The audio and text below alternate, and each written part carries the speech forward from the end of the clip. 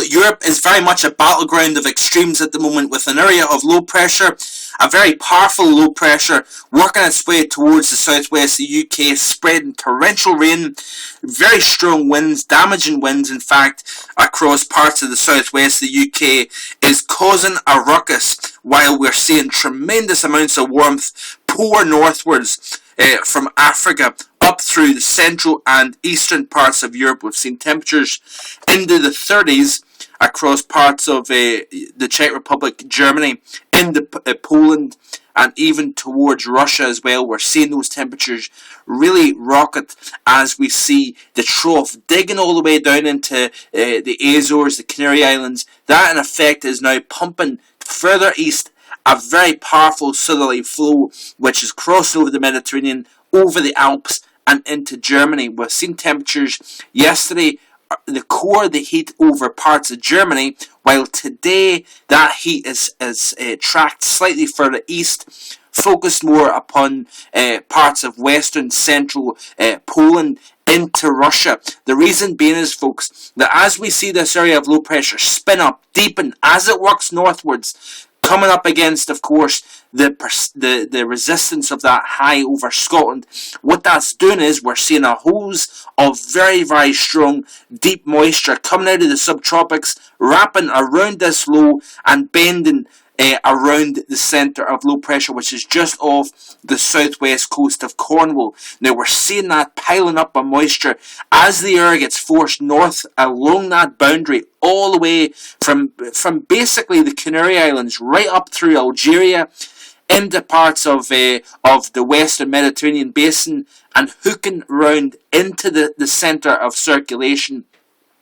Because that plume of moisture is coming up against that high over the north of England and Scotland, it's then getting bent round and into the circulation itself. So we're seeing a piling up of this moisture, and that's why we're seeing the big rains over south central and southwestern parts of England into Wales as well. I alluded to the concern I had yesterday of some of the strongest winds just north of that centre, and that was the case. Now I mentioned about North Devon and Cornwall. I was concerned about damaging winds of potentially 70 miles an hour in this part of the country. In fact, that did occur, but it happened just over the other side of the Bristol Channel. We've seen both, I believe, Swansea and Cardiff in South Wales saw upwards of 5,000 homes without power due to damaging wind gusts. I was concerned that the upper level dynamics would be in place. We would have a very powerful jet stream in the 30 to 40,000 foot level, and as well as that, we would see the emergence of an upper level support with that surface low. And when you get those two aligning with each other, stacked vertically through the atmosphere, you have that tendency to then have a transfer of some of those really strong winds blowing at the high levels of the atmosphere, transfer down through the mid and then low levels. And we've seen that with 71 mile per hour gusts at Aberdaron in Wales earlier this morning, 71 miles an hour, like I say, and I'm sure those winds will continue to really gust.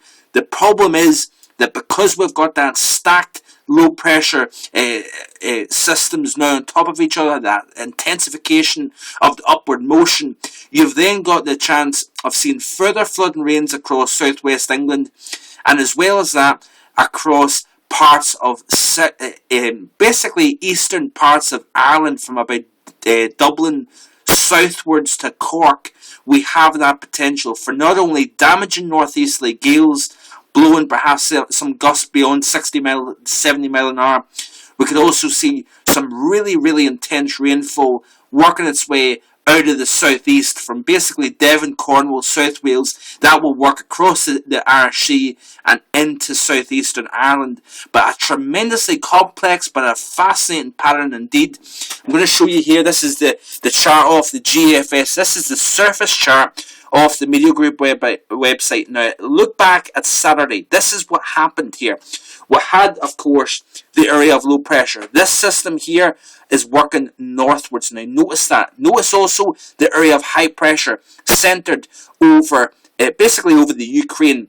You've got the wheels in motion here. You've got a surface low here, surface high over to the east, what that is doing is we've got a cold front in between that, and that cold front, you've got just east of that front is very strong southerly winds blowing, and that's then forcing that heat from Africa northwards up over top of the Alps and downsloping the north face into the Czech Republic, into Germany, where of course seen temperatures as high as at least 88 Fahrenheit, which is around 31 in Celsius yesterday.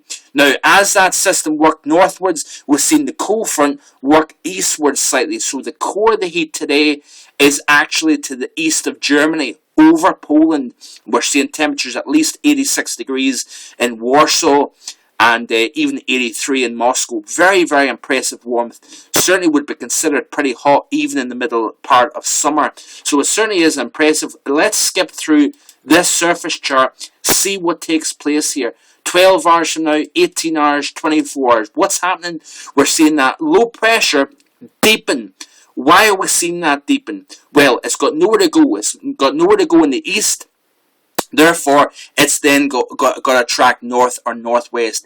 It's also got nowhere to go up to the north. It could very easily, if this high wasn't here, would actually track north, due northwards, up into Scotland, but it's not going anywhere. So therefore, because you've got that block, that resistance here to the north of the low, and of course the resistance to the east of the low, the system is then working in that corner, so to speak. So therefore, it's not only going to intensify, but the upper level support is going to then meet that surface low, sit over top of it, therefore intensify this low. This low is quite small in size. You can see that here off this chart. And the smaller the low, the tighter it's going to be, and like a skater that's skating. If the skater actually pulls the arms in, it therefore speeds up the spin of that skater, and it simply is a very similar idea to nature and these weather systems. Now, if I continue to skip through, now I've actually skipped too far here. If I skip the 30 hours, you notice here the system itself is actually starting to go westwards. As it does so, it's going to really become a very large and strong upper level low, and that's going to continue to support windy conditions across the southwest, much of Ireland, rainy conditions as well. But on the east side of that, we've got heat from parts of eastern France and Germany. That heat is actually going to start to work its way northwestwards up into the UK. So by tomorrow, you're going to be talking about temperatures, folks, as high as 19 Celsius in London, even 13 to 17 Celsius up through the Midlands, and even up into Scotland, we could be talking about pleasant, warm conditions. It's all thanks to this high, or this low, working its way northwestwards, opening the door to that continental heat that we've seen so predominant over the continent. Now, if I show you here, this is off the upper level chart of the ECMWF. By Monday, you notice what I'm talking about, this area of low pressure sitting right over the surface low, and that's really going to intensify those winds. It's going to be a pretty rough day across the south of Ireland tomorrow. It's going to continue to be very wet over Cornwall, Devon, the south of Wales as well. By Tuesday, now like I said, you notice here the high still sitting here right over the Ukraine and western parts of Russia. So it's going to continue to be warm. The cold front is going to continue to march slightly further east.